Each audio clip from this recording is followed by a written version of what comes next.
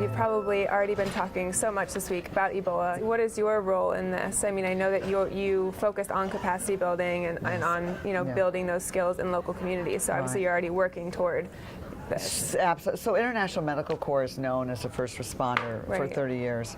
But what we are most focused on is training people so that they can be their own best first responders. So we're fundamentally a training organization. During the height of an emergency, whether it's an earthquake or a typhoon or a conflict, we get a lot of visibility around our efforts as a first responder because we're often one of the very first in. Right. Sometimes before the cameras get there and always after the cameras leave.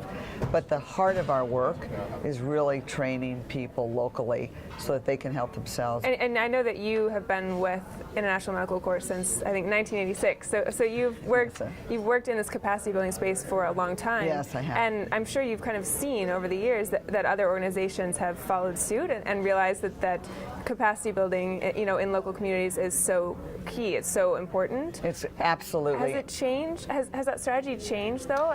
Right. It's interesting just to reflect back. I remember when I first joined the organization, I was hired by the founder. The founder saw a critical need to reach people in the most remote areas or the hardest hit areas, and he knew that the way to really reach scale and help the most people was to empower people in the local community. And at that time, I remember people would say, well, not possible in a conflict zone, not possible in the middle of chaos. And so there was this critical gap of health workers, but also a way of thinking at that time that just was not correct.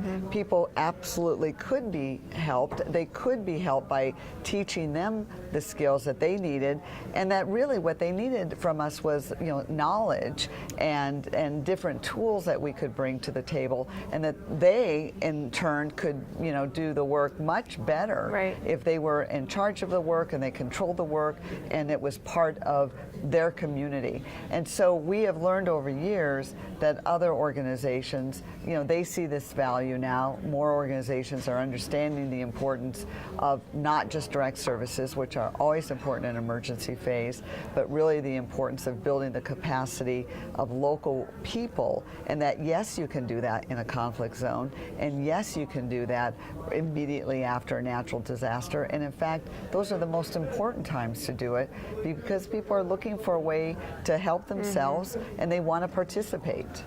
You mentioned Ebola earlier. Certainly, we've been 24/7 with our Ebola efforts. We call it all hands on deck.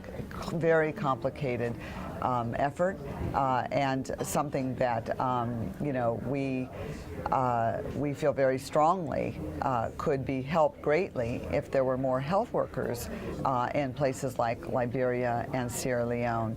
And so International Medical Corps recently opened up a Ebola treatment unit in Liberia. It's the 6th one to be opened. It's in Bong County. We will be scaling up those efforts significantly.